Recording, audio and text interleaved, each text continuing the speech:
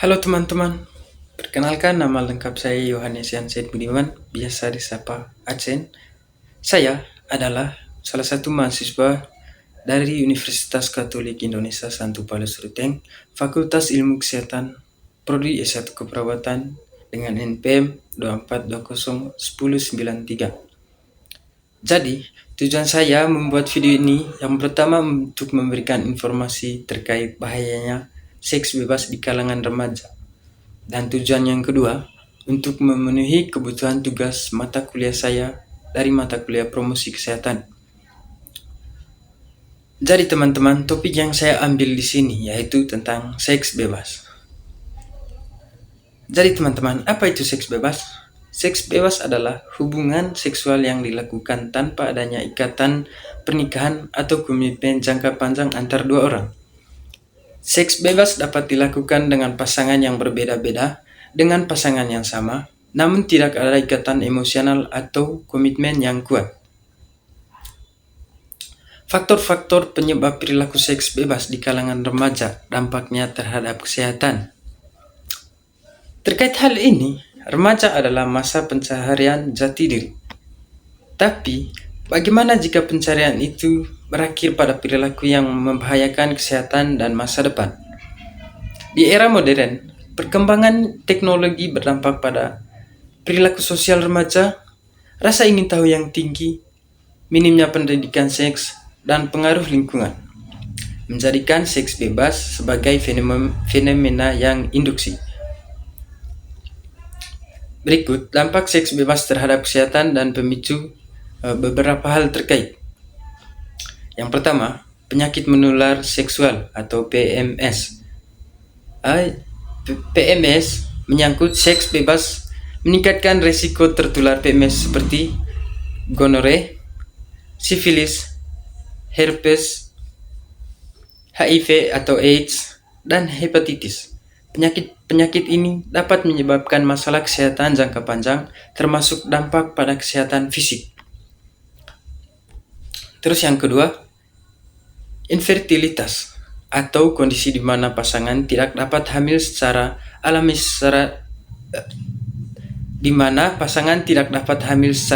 setelah 12 bulan berhubungan seks tanpa teratur tanpa kontrasepsi atau tidak dapat mempertahankan kehamilan hingga kelahiran hidup. Terus yang ketiga, kehamilan tidak dapat diinginkan, yang dimana seks bebas dapat menyebabkan kehamilan yang tidak dapat direncanakan, yang dapat terdampak pada kehidupan remaja dan meningkatkan resiko aborsi. Yang keempat, kanker serviks. Seks bebas, terutama jika dilakukan pada usia muda atau dengan banyak pasangan, dapat meningkatkan risiko terkena kanker serviks. Terus yang kelima, gangguan reproduksi. Seks bebas berpotensi menyebabkan gangguan pada sistem reproduksi dan masalah kemandulan di masa yang akan mendatang. Terus yang keenam, dampak pada kesehatan mental. Yang ketujuh, gangguan emosional. Seks bebas dapat menimbulkan perasaan bersalah, rasa malu, dan penyesalan setelah melakukan hubungan seks. Yang ke-8, depresi dan kecemasan. Stres dan depresi adalah masalah kesehatan mental yang umum terjadi pada kalangan remaja atau orang yang terlibat dalam seks bebas. Terus yang ke-9, rendahnya harga diri. Perasaan tidak berharga atau rendah diri juga bisa muncul akibat seks bebas. Yang ke-10, kecanduan seksual. Seks bebas dapat berkembang menjadi kecanduan seksual, di mana dampak pada kesehatan mental, di mana mencakup gangguan emosional, rasa bersalah, malu, dan penyesalan setelah melakukan hubungan badan. Terus yang kedua, depresi dan kecemasan atau stres. Terus yang ketiga, rendahnya harga diri. Orang yang telah melakukan seks bebas merasa dirinya tidak dianggap, dijauhi oleh masyarakat atau semua orang. Terus yang berikut, merasa diri kecanduan seksual. Adapun Poin kedua dari faktor penyebab seks bebas di kalangan remaja adalah kualitas diri remaja, atau di mana tidak bisa mengontrol dirinya sendiri. Kualitas keluarga atau kurangnya perhatian dari kedua orang tua atau kerabat terdekat.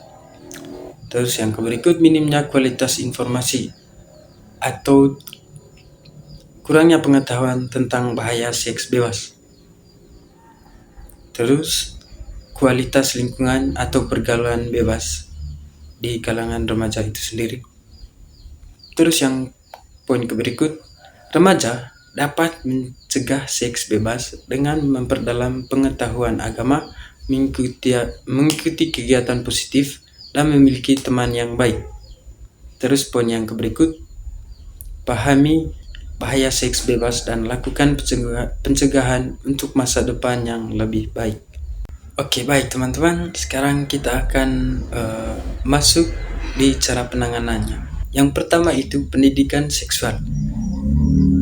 Mendapatkan informasi yang akurat tentang seks dan kesehatan reproduksi dari kalangan remaja itu sendiri. Terus yang berikut, komunikasi dengan orang tua, di mana kita membicarakan tentang seks dan hubungan dengan orang tua atau wali yang terpercaya, atau teman-teman yang kita anggap sahabat yang dapat dipercayai di masa yang akan mendatang.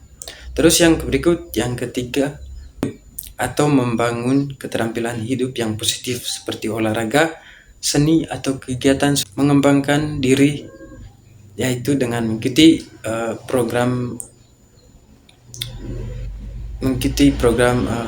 menggambar ataupun musik ataupun yang lain yang dapat mengembangkan kualitas diri kita.